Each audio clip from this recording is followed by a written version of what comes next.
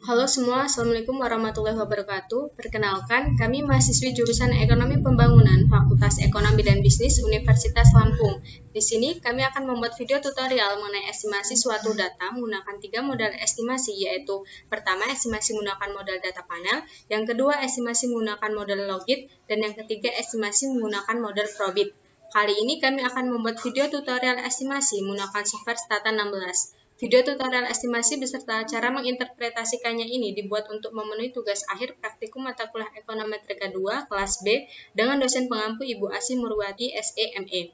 Tanpa berlama-lama, mari kita simak video tutorial estimasi yang pertama, yaitu model data panel menggunakan software Stata 16. Nah, di sini saya telah menyiapkan do file untuk melakukan running estimasi data panel. Nah, untuk melakukan estimasi menggunakan data panel dan cara pemilihan model terbaik di Stata 16, pertama kita masukkan terlebih dahulu data yang ingin dianalisis. Di sini kami ingin menganalisis pengaruh produk domestik regional bruto, indeks pembangunan manusia, dan tingkat pengangguran terbuka terhadap tingkat kemiskinan di kabupaten kota provinsi Lampung untuk tahun 2017 sampai dengan tahun 2021. Untuk menjalankan perintah di Stata, kita bisa mengetikkan perintahnya di menu do file. Kita ketikkan terlebih dahulu default perintah di bagian awal, yaitu clear, set more off, dan capture log close. Kemudian kita running. Nah, maka di sisi sebelah kiri akan terlihat perintah yang telah kita running. Kemudian kita ketikkan global data 1, global data 2, dan global output, diikuti dengan perintah di mana kita menyimpan file kita. Di sini saya menyimpannya di local D, di folder praktikum _stata, dan di folder raw _data. Kemudian kita running.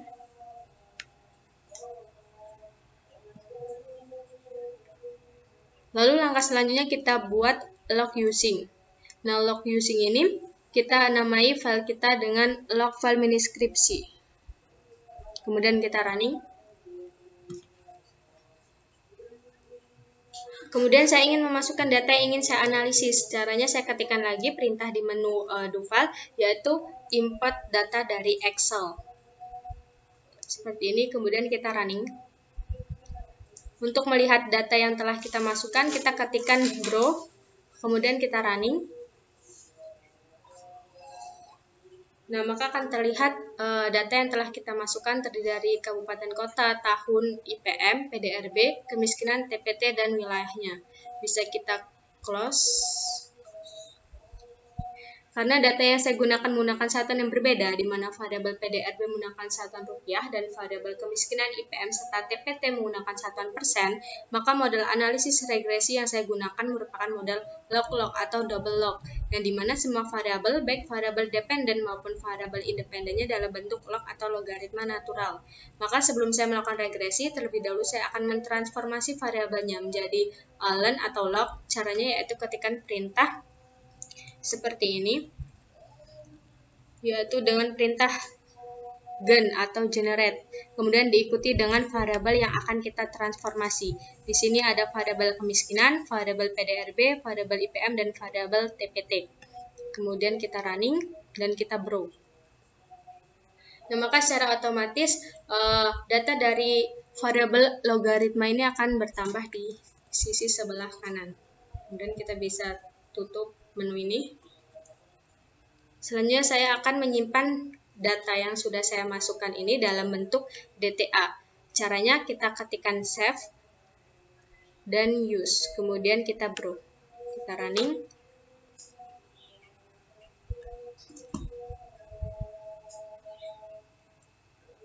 Bisa kita tutup. Nah, setelah data sudah tersimpan dalam bentuk DTA, baru kita bisa melakukan estimasi regresinya.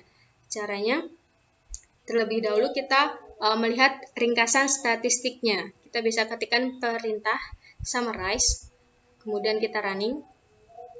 Nah, maka akan terlihat ringkasan statistik dari variabel-variabel yang kita gunakan. Kemudian kita akan melihat distribusi frekuensi variabelnya. Di sini perintahnya kita ketikkan tab atau tabulat, kemudian diikuti dengan variabel-variabel yang kita gunakan. Di sini ada variabel len kemiskinan, variabel len PDRB, variabel len IPM, variabel len TPT, kemudian ada tab untuk tahun dan tab untuk wilayahnya. Di sini wilayah yang kita gunakan ada 15 kabupaten atau kota. Nah, setelah data tersimpan, kemudian kita akan menganalisis data panel, yaitu ada 3. Ada common effect atau PLS, kemudian ada fixed effect, dan ada random effect. Lalu ada 3 uji untuk pemilihan model terbaik, yaitu ada uji Chow, uji Hausman, dan uji LM atau Langret multiplier. Pertama kita akan analisis data panel menggunakan model PLS atau common effect. Caranya kita uji Chow. Hipotesisnya yaitu H0 adalah common effect dan HA adalah fixed effect. Tolak H0 apabila probabilitas F lebih besar dari nilai alfa. Di sini alfa yang kita gunakan sebesar 0,05. Perintahnya yaitu seperti regresi pada umumnya, yaitu reg kemudian diikuti dengan variabel Y dan diikuti dengan variabel X-nya. Kemudian kita running. Kemudian kita ketikkan perintah estimate store OLS untuk menyatakan bahwa reg ini adalah regresi untuk OLS. Kemudian kita running. Maka akan muncul output regresinya di sisi sebelah kiri. Nah, model kedua analisis data panel menggunakan model fixed effect. Sebelumnya kita setting terlebih dahulu data panelnya, kita ketikkan XTZ, kemudian diikuti wilayah dan tahunnya. Kemudian kita running. Nah, terlihat bahwa tahun yang kita gunakan yaitu antara tahun 2017 sampai dengan tahun 2021 dengan deltanya sebanyak 1 unit. Kemudian baru kita bisa ke model kedua yaitu fixed effect. Caranya kita ketikkan perintah seperti ini yaitu xtreg, kemudian diikuti variabel Y dan diikuti variabel X. Kemudian koma, kita ketikkan FE sebagai penanda bahwa regresi ini adalah regresi model fixed effect. Kemudian kita running. Kemudian kita estimate store fix. Kita running juga.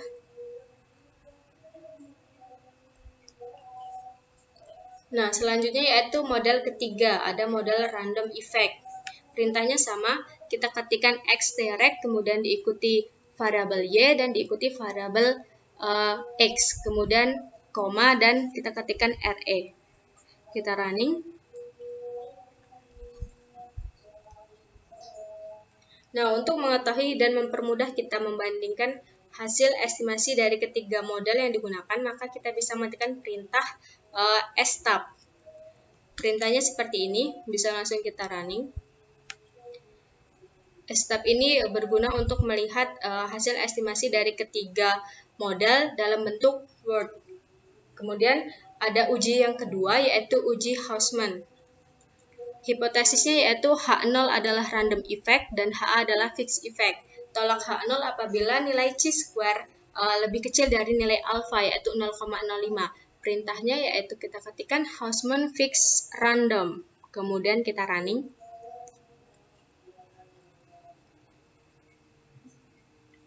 Nah, berdasarkan hasil estimasi pada software Stata menunjukkan bahwa nilai dari probabilitas chi-square adalah sebesar 0,0501, artinya lebih besar dari nilai alfa yaitu 0,05.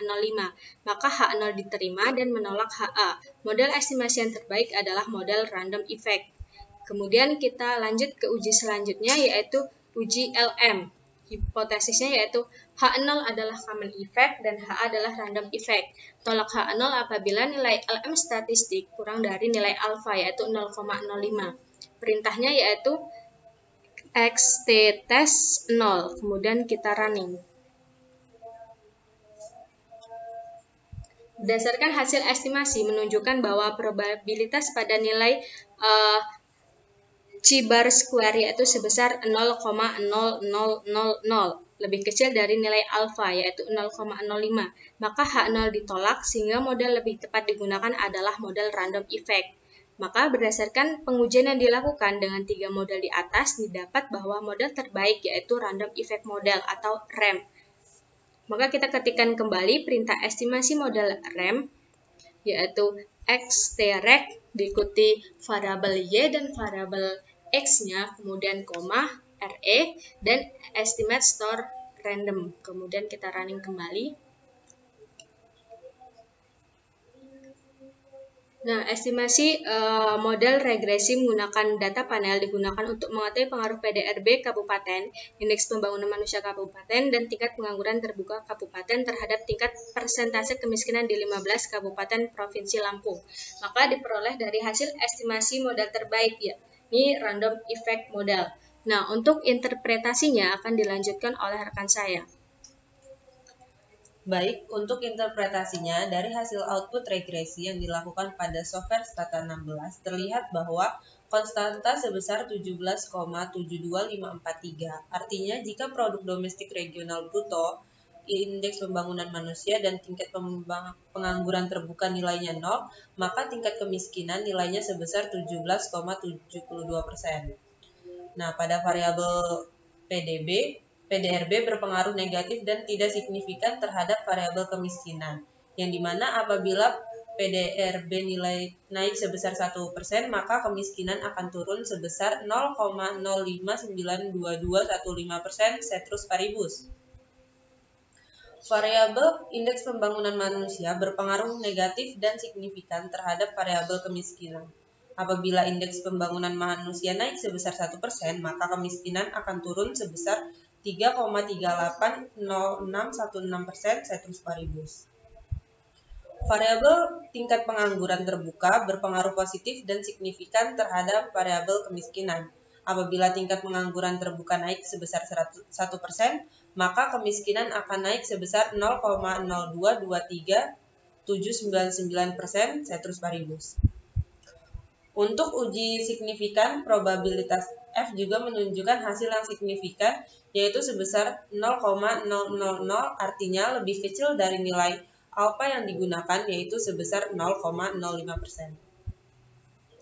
Nah, karena model yang terbaik adalah model random, maka uji asumsi klasik yang dilakukan menggunakan metode GLS, yaitu dalam pengujian asumsi klasik hanya menguji normalitas dan multikolinearitas. Pertama, saya akan melakukan uji normalitas. Uji normalitas yang saya gunakan dengan melihat nilai probabilitas chi-square Jacob-Barre dengan asumsi bahwa jika nilai probabilitas chi-square Jacob-Barre lebih besar daripada alfa 0,05, maka data dapat dikatakan terdistribusi secara normal. Jadi tinggal ketikkan saja di komen JB len kemiskinan, kemudian kita running, variabel kemiskinan didapat di chi-square sebesar 0,329 lebih besar daripada 0,05, artinya terdistribusi secara normal. Kemudian kita ketikkan lagi JB dan PDRB, lalu kami running. Nah, variabel PDRB didapat nilai chi-square sebesar 0,1141 lebih besar daripada 0,05, artinya terdistribusi secara normal. Kemudian kita ketikkan lagi JB len IPM, kita running, variabel IPM didapat nilai chi-square-nya sebesar 0,0025 lebih kecil daripada 0,05, artinya tidak terdistribusi secara normal. Kemudian kita ketikkan lagi JB len TPT, lalu kita running, variabel tingkat pengangguran terbuka didapat nilai chi-square-nya sebesar 2,5 lebih besar daripada 0,05, artinya terdistribusi secara normal. Artinya variabel yang saya gunakan ini terdistribusi secara normal atau dapat dikatakan error term terdistribusi secara normal. Lalu saya akan melakukan langkah uji multikolinearitas. Maka saya ketikkan lagi VIP uncentered, lalu kita running, di mana variabel inflation factor atau VIP sebesar 2418,80 lebih besar daripada alfa 5% atau 2418,50 lebih besar daripada 0,05. Artinya variabel PDRB, indeks pembangunan manusia, dan tingkat pengangguran terbuka bebas dari masalah multikolinearitas. Selanjutnya kita akan melanjutkan untuk pengujian logit probit. Pada pengujian logit probit, di sini kami menggunakan data independen dummy yang terdiri dari variabel Y yaitu menikah, variabel X1 asuransi, variabel X2 laki-laki, dan variabel X3 non-pertanian. Untuk melakukan analisis logit probit, pertama kita masukkan dulu data yang ingin dianalisis ke dalam stata. Untuk memasukkan data, caranya saya ketikkan lagi perintah di menu komen seperti use, kemudian D, praktikum stata, raw data, logit probit, kemudian koma clear, lalu kita running. Terlihat pada data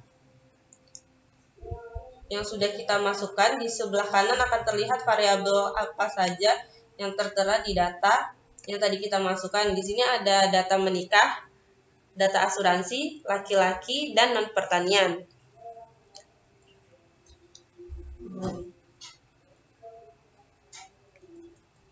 Pada data menikah, angka 1 menunjukkan sudah menikah dan angka 0 menunjukkan belum menikah. Pada data asuransi, angka 1 menunjukkan orang yang ikut asuransi dan angka 0 menunjukkan orang yang tidak ikut asuransi. Pada data laki-laki, angka 1 menunjukkan jenis kelamin laki-laki dan angka 0 menunjukkan jenis kelamin perempuan. Pada data non-pertanian, angka 1 menunjukkan seseorang yang bekerja di bidang non-pertanian dan angka 0 menunjukkan seseorang yang bekerja di bidang pertanian. Setelah kita memasukkan data, kita menganalisis menggunakan LPM atau Linear Probability Modern dengan meregresi data. Untuk meregresinya, ketikkan pada komen regresi, kemudian variabel Y dan variabel X-nya. Kemudian kita running. Muncul pada konstanta menunjukkan angka 0,3909677, yang artinya ketika variabel asuransi atau X1, variabel laki-laki atau X2, dan non-pertanian X3 bernilai 0, maka besarnya probabilitas untuk orang yang menikah yaitu sebesar 0,3909677. Hasil tersebut signifikan pada alfa 5%. Pada variabel asuransi, menunjukkan bahwa nilainya negatif dan tidak signifikan terhadap alfa 5%, dengan menunjukkan nilai koefisien regresinya sebesar minus 0,008265, artinya probabilitas untuk ikut asuransi orang yang sudah menikah yaitu sebesar minus 0,008262 atau sebesar minus 0,08% daripada yang tidak ikut asuransi. Variabel laki-laki menunjukkan bahwa bernilai positif dan signifikan pada alfa 5%, dengan menunjukkan nilai koefisien regresinya sebesar 0,5441156, artinya pada hasil diketahui probabilitas gender laki-laki lebih cepat menikah sebesar 54,41% daripada perempuan. Variabel non-pertanian menunjukkan bahwa bernilai positif dan tidak signifikan pada alfa 5%, nilai koefisien regresinya sebesar 0,0119059, ya hasilnya adalah probabilitas yang bekerja di non-pertanian lebih cepat menikah sebesar 1,19% daripada yang bekerja di bidang pertanian. Kemudian kita akan memasuki analisis logit yang akan disampaikan oleh rekan saya, Ulia. Oke, untuk selanjutnya kita akan menganalisis estimasi dari logit dan juga probit. Yang pertama kita akan mengestimasi dari logit terlebih dahulu. Untuk menganalisis logit, kita ketikkan komen pada do file yaitu logit lalu diikuti dengan variabel Y lalu variabel X. Lalu kita running. Oke, pada hasil dapat terlihat bahwa nilai konstanta menunjukkan angka minus 0,477278, yang artinya ketika variabel asuransi, variabel laki-laki dan juga variabel non-pertanian itu bernilai 0, maka besarnya probabilitas untuk menikah itu sebesar minus 0,4777278. Nah, hasil tersebut itu signifikan pada alfa 5%. Lalu untuk variabel asuransi atau X1 itu menunjukkan bahwa bernilai negatif dan tidak signifikan pada alfa 5%, dengan menunjukkan nilai koefisien regresinya itu sebesar minus 0,00844428. untuk menjelaskan regresi ini, maka terlebih dahulu kita membuat antilog dari regresi tersebut. Didapat bahwa nilai antilog dari regresi variabel asuransi itu sebesar 0,9915. Itu artinya besarnya probabilitas yang sudah menikah untuk ikut asuransi yaitu sebesar 0,9915 atau sebesar 99,15%.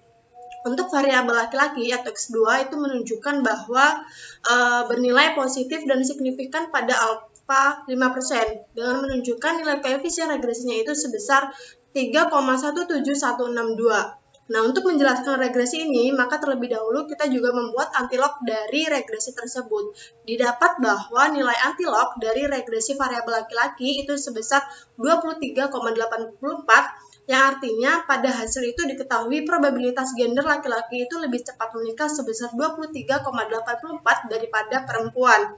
Lalu untuk variabel non-pertanian atau X3 itu menunjukkan bahwa bernilai positif tetapi tidak signifikan pada alfa 5%. Dengan menunjukkan nilai koefisien regresinya itu sebesar 0,237456. Untuk menjelaskan regresi ini, maka terlebih dahulu membuat antilog dari regresi tersebut. Nah, didapat bahwa nilai antilog regresi variabel non-pertanian itu sebesar 1,2680, yang artinya pada hasil itu diketahui bahwa probabilitas yang bekerja di bidang non-pertanian itu lebih cepat menikah sebesar 1,2680 atau 126,8% daripada yang bekerja di bidang pertanian. Nah, untuk selanjutnya yaitu kita akan menganalisis dari estimasi probit.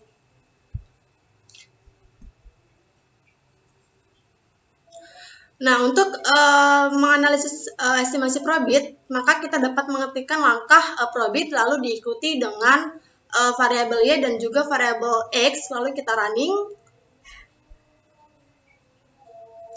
Nah, dalam model probit ini, nilai koefisiennya itu tidak bisa langsung diinterpretasikan begitu saja. Nah, untuk itu harus dilakukan perhitungan dengan menggunakan marginal effect. Nah, dari hasil output yang diperoleh dari stata itu didapat bahwa kita harus melakukan perintah untuk membuat estimasi marginal effect-nya. Maka kita ketikkan di duvel yaitu mprobit, lalu kita masukkan variabel Y dan juga variabel X, lalu kita ketikkan koma, lalu base 0. Dan juga untuk selanjutnya kita masukkan perintah mprobit, lalu variabel Y dan diikuti variabel X, lalu kita ketikkan base 1, lalu kita running. Oke. Terlihat bahwa pada hasil regresi nilai konstanta itu menunjukkan angka 0,430869, yang artinya ketika variabel asuransi, variabel laki-laki dan juga variabel non pertanian itu bernilai 0, maka besarnya probabilitas untuk menikah itu sebesar 0,430869. Nah, hasil tersebut itu signifikan pada alfa 5%. Untuk variabel asuransi atau variabel X1 menunjukkan bahwa bernilai positif tetapi tidak signifikan pada alfa 5%. Nah, dengan menunjukkan nilai koefisien regresinya itu sebesar 0,00529794, yang artinya besarnya probabilitas yang sudah menikah untuk ikut asuransi itu sebesar 0,00529794 atau sebesar 0,52%. Nah, untuk variabel laki-laki atau X2 itu menunjukkan bahwa bernilai negatif dan signifikan pada alfa 5%. Dengan menunjukkan nilai koefisien itu sebesar minus 2,572537, yang artinya pada hasil diketahui probabilitas gender laki-laki lebih cepat menikah sebesar minus 2,572537. Nah, untuk variabel non-pertanian atau X3 itu menunjukkan bahwa bernilai negatif dan tidak signifikan pada alfa 5% dengan menunjukkan nilai koefisien regresinya itu sebesar minus 0,143365, yang artinya pada hasil itu diketahui probabilitas yang bekerja di bidang non pertanian itu lebih cepat menikah sebesar minus 0,143365 atau sebesar 14,33% daripada yang bekerja di bidang pertanian. Nah, mungkin itu saja analisis yang dapat kami sampaikan mengenai analisis data panel. Logit dan juga Probit semoga dapat bermanfaat. Apabila ada kesalahan dalam melakukan estimasi dan juga interpretasi, kami mohon maaf. Kami akhiri. Wassalamualaikum warahmatullahi wabarakatuh. Terima kasih.